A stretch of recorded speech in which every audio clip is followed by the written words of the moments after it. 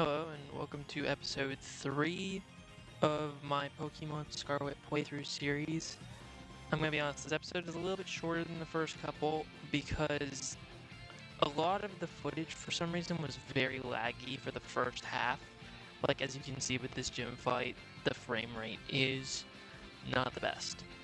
Um, for the first gym fight and Titan battle, this will be the case.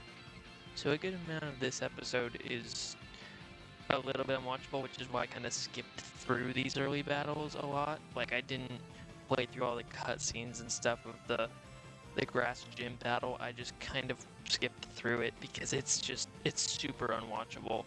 Um, but yeah, I pretty much swept this gym with Crocolore anyways. I mean, again, first two gyms are incredibly easy with a fire starter. Like it's just not even a challenge whatsoever at that point. Both types are very weak to fire, and I mean, Sudowoodo would be good against fire if you don't terrestrialize it into grass type, but because he did, it now becomes weak to fire.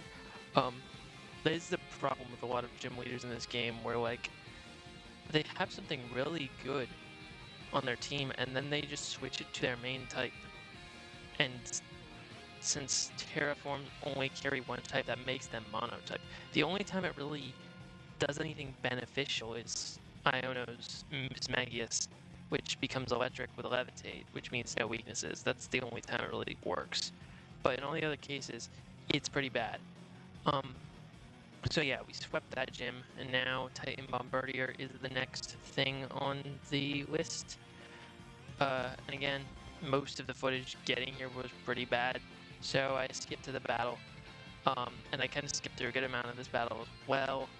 I'm gonna be honest, this was the hardest Titan battle for me. It's not shown as much because I kind of skipped through it, but before Diego faints, another one of my Pokemon is already fainted, as you could have seen with the Pokeballs on the left side of the screen. And then here, when I send out Mankey, 4 of my Pokemon have fainted. Which again, most of that footage in between Asmodeus and Diego is very unwatchable, so I just kind of skipped it. Then cutscenes for some reason were way better with the lag than actual battle footage in this episode. I don't know why. Like, these cutscenes are not very laggy. This one's a little bit, but like, I think this battle is kind of the last part that lags. And then most of the stuff after that is fine. But yeah, we end up having to basically revive spam for this fight, because going into it, I only have 2 team members left, and one of them is a fighting type that gets one shot by a flying type. So I end up sending out Lenore, who has at this point evolved into a Corvusquire. This is one of the issues with the whole recording space thing. I played a lot in between, just running around training in between recording episodes because I didn't have the space to record all the time. So yeah, as you can see, 2 of my team members evolved in between episode 2 and 3. Lenore is now a Corvusquire, and Athena is now a Gerlia. So that is quite a bit of progress that happened off screen. And in addition, I have an entirely new team member, a Cyclizar, which was not caught in the last episode. So, yeah, the team is looking pretty different. This is one of the biggest jumps in between episodes of the whole series, though. I think there are a couple occasional evolutions off screen, but I don't think there was ever 2 in one episode again. After this point, this was like the break I took in between recording episode 2 and 3 was one of the longest recording breaks I've taken up to like now, where I've completed all of the main story except for the Area Zero stuff, and I did all of that like over a week ago. Like my last recording session was over a week ago, and now I still have yet to do the Area Zero stuff. I'm probably gonna do that soon, but I need to probably publish 1 or 2 more episodes first. But anyways, we eventually do defeat Titan Bombirdier, which is not the most difficulty I have with any story battle, but it's the most with any Titan battle, and it is more difficulty than with any gym battle. So I would say of the 18 prior to the timelines, prior to the storylines ending, this was number 2 in difficulty. There's one, Team Starbase, that is awful. We will get there eventually, but this was number 2. The stuff after the 18 storyline battles, where you do the Elite Four and then the wrap-ups of the other 2 plot lines, was actually pretty easy for me. So none of that ranks higher than this either. But yeah, we will get there eventually. But here, this is the cutscene where we discover Orban's true motivations. And this is really where this plotline turns around for me.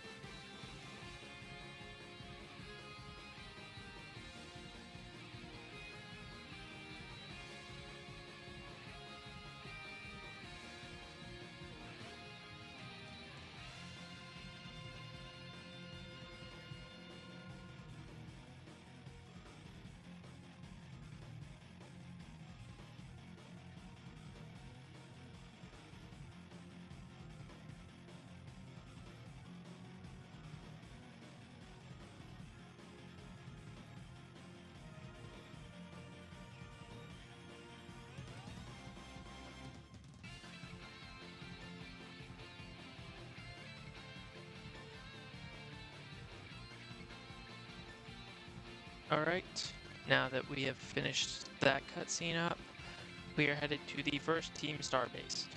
And like I said before the cutscene, before I cut myself off and let it play.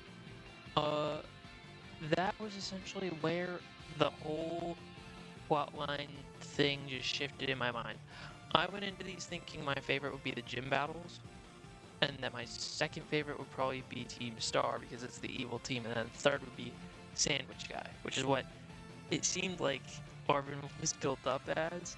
It seemed like they were just kind of playing it off as a joke, but then they reveal his actual motivation being the boss diff, and everything just turns around. It's like this plotline becomes so compelling all of a sudden. And then the further you get into the Team Star plotline, that one seems pretty compelling too. And then it's like, well, now the gym battle thing is just kind of like this standard Pokemon gym battle thing. Whereas, like, yes, it's fun to battle gyms, but there's no real plot to it. Or at least no, like, nothing that really gets your emotions going like the other two plot lines. So really, my favorite now is the Arvin plotline, which, coming into it, it was my least favorite, because I did not know what they were going to do with it and completely turn it around and make it this emotional story. Then the Team Star one is pretty good too, because they do a similar thing there. Not necessarily as much as the Arvin one. The Arvin one is like so deep, especially for a Pokemon game. But anyways, we took care of the Grunt, and now we are going to do the Team Star raid, which, I'll be honest, these were ridiculously easy every time. This like mechanic was never a struggle for me at all, because you literally just run around spamming a button and insta-KOing everything in your path. It's like, I don't know if it was meant to be difficult or not, but it's just like, it's the easiest thing you'll ever do in a Pokemon game. But anyways, I cut through a lot of this footage as well, just because, for one, it's kind of boring, and two, it was lagging again. I think a majority of the lag in this episode is just anything with intensive graphics, which just means anything to do with battling. Cutscenes are usually fine, running around is usually fine, but anything with intensive graphics, especially any Terra Pokemon, is what caused it to lag pretty much.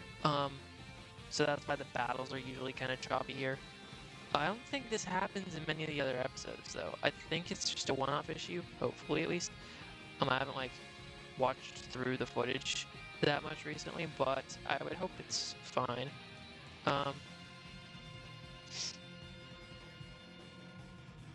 But yeah, so I cut through it, like I said, kind of just showed a little bit of the watchable footage here, if I'm gonna be honest. And then we will get to the battle against, I'm forgetting his name. The boss. I remember a lot of the other names of the other ones, but this is the one I always forget for some reason, because he has like a bit of an odd name, honestly.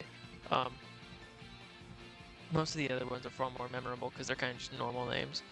But yeah, I don't know why I went into that first battle leading with Curlia, knowing that this was the dark base. I don't know why I did that, but I swapped her out quickly, and then I didn't bring in Curlia to this section. I brought in Crocalor, I brought in Mankey, and I brought in Corvisquire.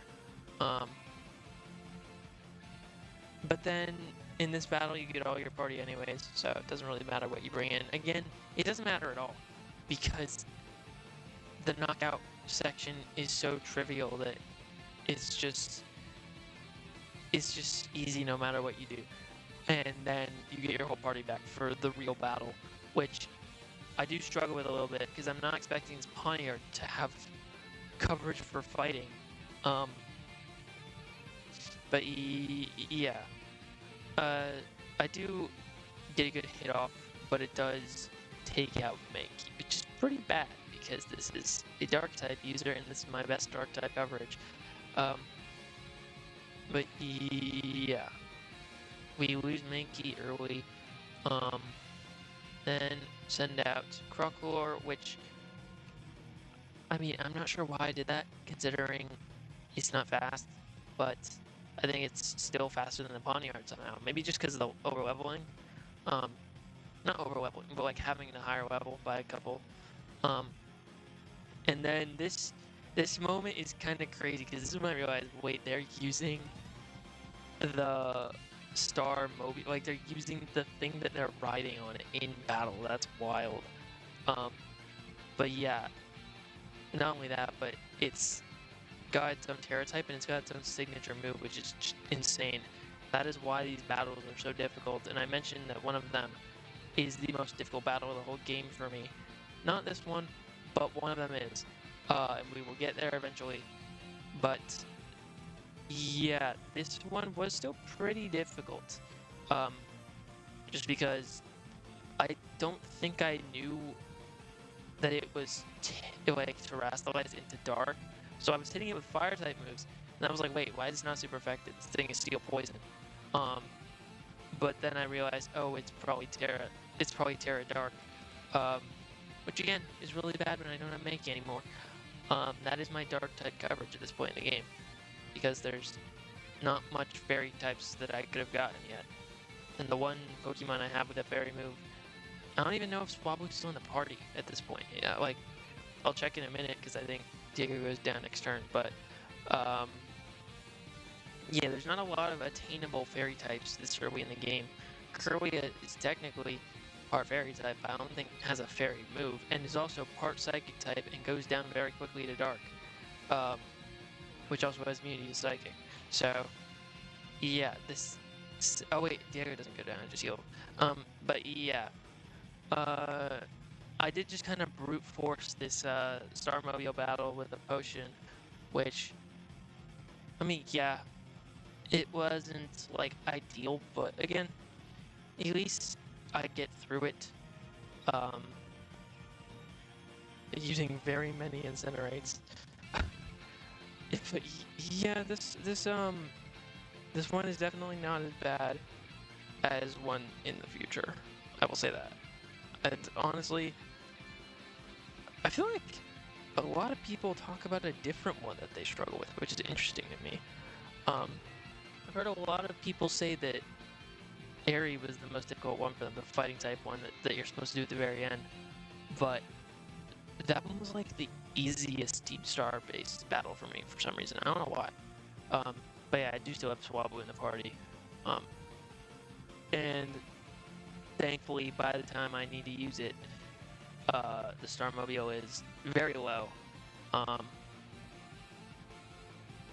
And pretty much able to be killed with even a low level Pokemon like Swablu with low stats. Actually, I don't know if Swablu gets the kill off. I think I always Swablu and then I send in Cyclizar for the speed buff.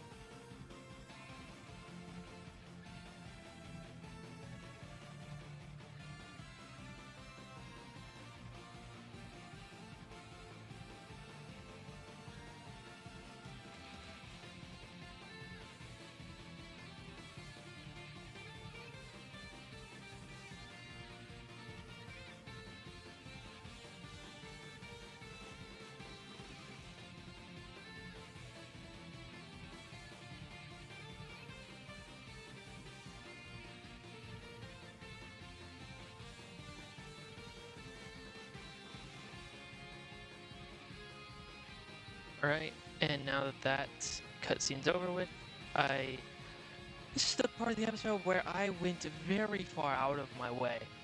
And I mentioned last episode that there was something that I was looking for specifically. That I knew where it was on the map because I did look it up, but it was very far out of my way. I had to go like halfway across the map to get to this. It was not Larvitar, which I found on the way there and decided, oh, I want a Larvitar. So I decided to stop and catch this one. But this is not what I was looking for. But just the fact that I'm in this desert area where you fight the Titan Earthworm, which, yes, is the next Titan in the order, but not the next battle in the order. It's a couple down the line. The fact that I'm here does show you how far out of my way that I have been going to get to where I'm trying to go.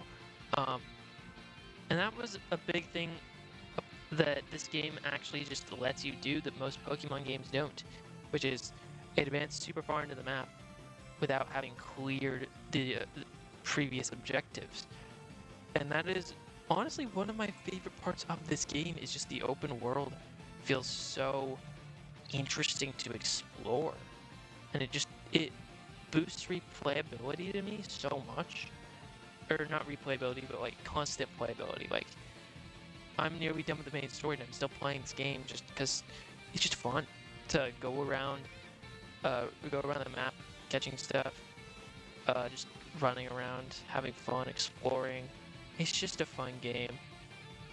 And I mean, even once I finish Area 0, I still have 2 DLC packs to get to. There's just so much content in this game, and this is honestly why I think this game is my new favorite Pokemon game. It's just so fun to play. But yes, I do eventually catch this Larvitar on my way through this area, and I do name it Malachite and put it in my party.